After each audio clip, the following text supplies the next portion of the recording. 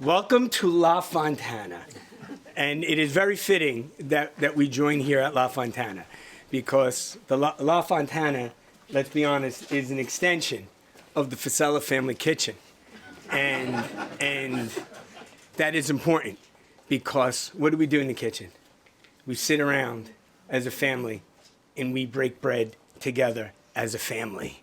And all the important things happen and all the real memories happen in our life at that dinner table. And that's what this is all about today.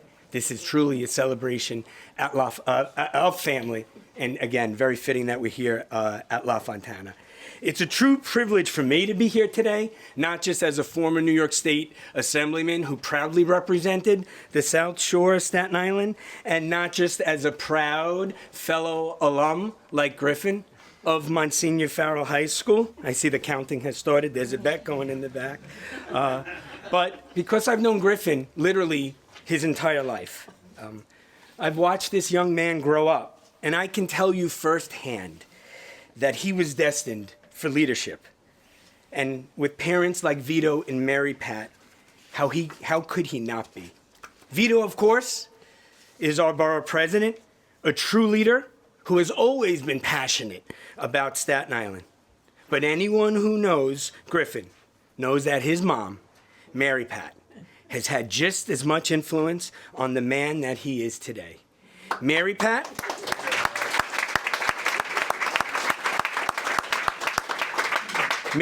has been a constant source of strength and wisdom, helping him to shape his values and teaching him the importance of family, faith, and community.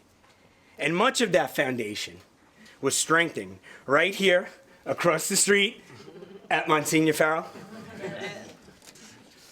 Griffin learned the lessons and the values that define great leaders: faith, hard work, and service to God. And we're not embarrassed, and we're not apologetic to say service to God and others. He exemplifies truly, and he is the epitome of the faithful man. That counts as Farrell as well. So today, we celebrate the next generation of leadership, a new voice with fresh ideas, but with the same deep love for Staten Island that has always been at the heart of our community. Now, as you probably have heard, this is a special election at Burke, right? I'm gonna do a little pun here. This is a special election, and it's not just special because the mayor called it to fill a vacancy. It's special because Griffin Fossella is such a remarkable young man.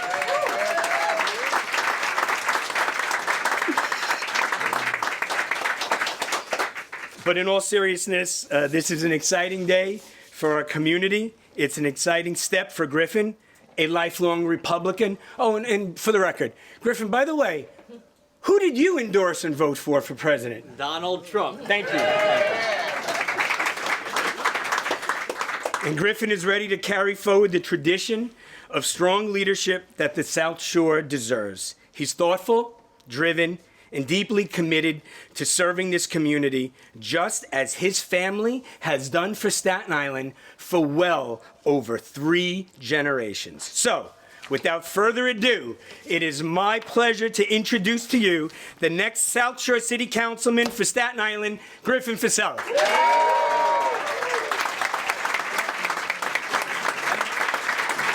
Thank you, Lou. Thank you, Lou. That's very kind. Hello, everyone. My name is Griffin Fossella, and I am here today to officially announce my candidacy to represent the great South Shore of Staten Island in the New York City Council.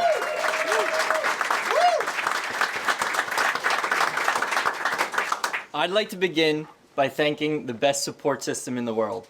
My mom, Mary Pat, my dad, Vito, my sister, Rowan, even though she's not here, but whatever. I get it. My brother, Dylan, my sister-in-law, Kirsten, and my beautiful baby niece, Riley.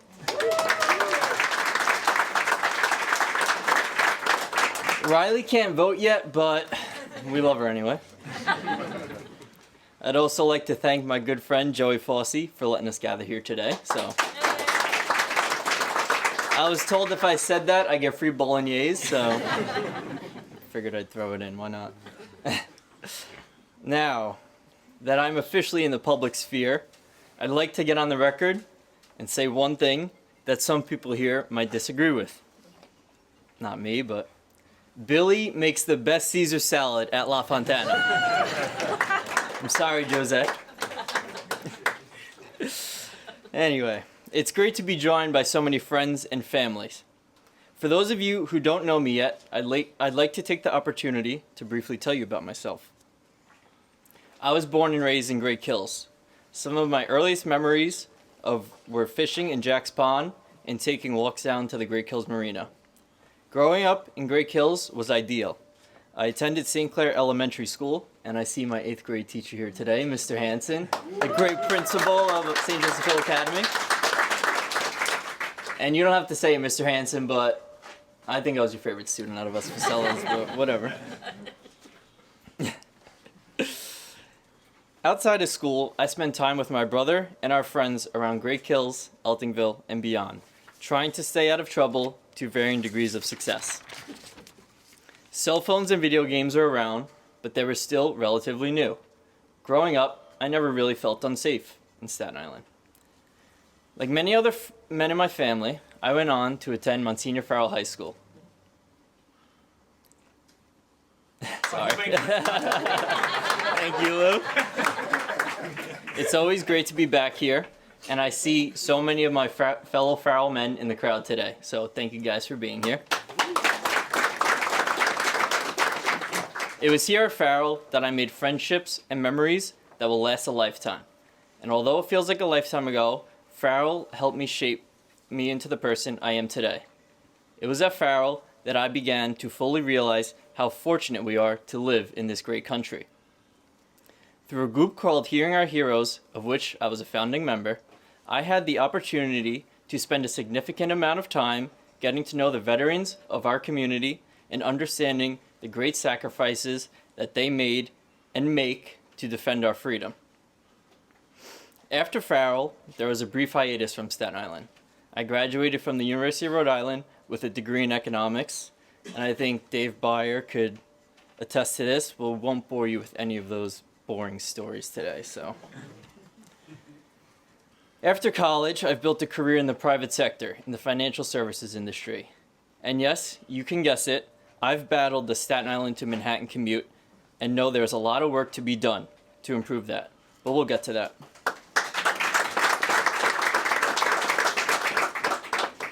Now, many of you are probably wondering why on earth I'm doing this. I can tell you in one sentence.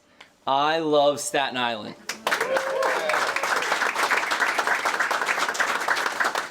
If given the opportunity to serve as your councilman, I promise to fight day and night for you.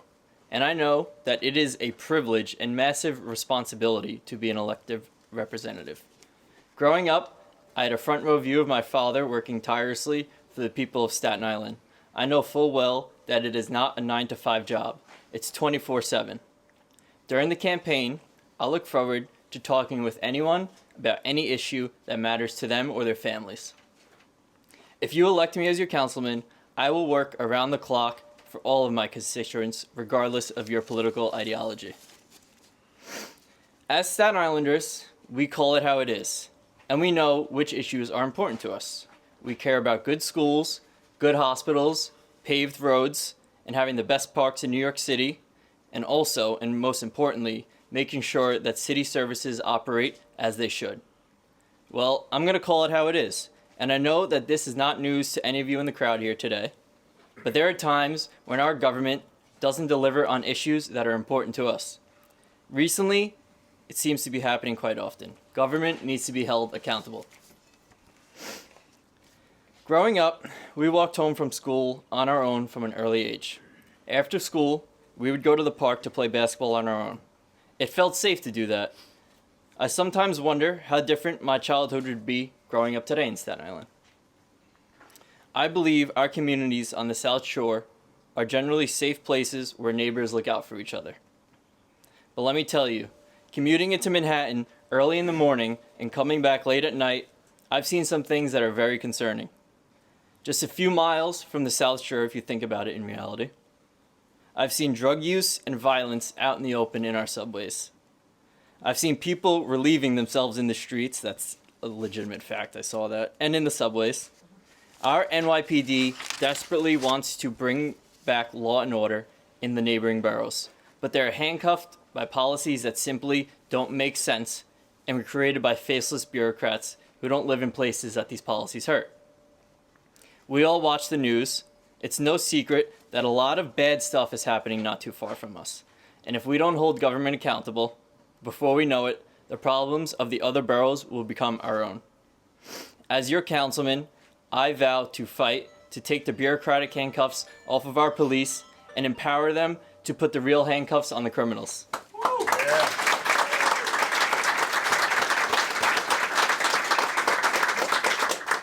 As your councilman, I vow to fight against sanctuary city policies that dump migrants, some of whom are violent criminals, into our communities. And then for whatever reason, the bill is put on us. I can guarantee you Santa Claus is not coming along with a check for that, so. I think we're all tired of being one of the most overtaxed cities in America and with so little to show for it. Taxpayer dollars that are supposed to be going towards law and order, schools, transport, are instead going to fund misguided policies by the billions of dollars. This needs to stop. We need more police and better public transit, and I will make sure that this is where your hard-earned tax dollars will go.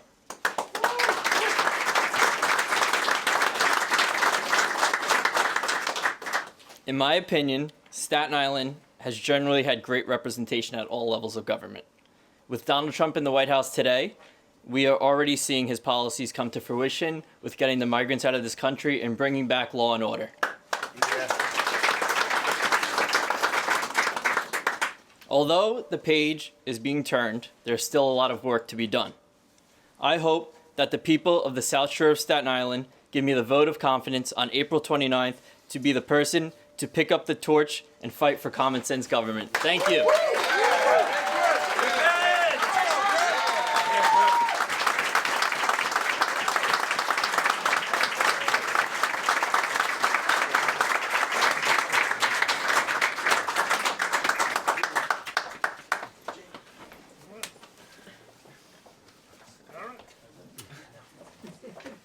Make sure everyone signs in, please, because listen, this is a special election, and this is going to be grassroots, and we need feet on the ground. We need you, we need your children, we need your family, we need everybody. Special elections are tough, and we cannot take this for granted. So seriously, so all of you that are excited at what you see the change, that when we work together, right, and when we roll up our sleeves and we hit the pavement running, right? So please, we're so glad you're here today. Don't get lost on us. We need you here for the next few months to make sure that Griffin secures this seat. God bless. Thank you. Sign in.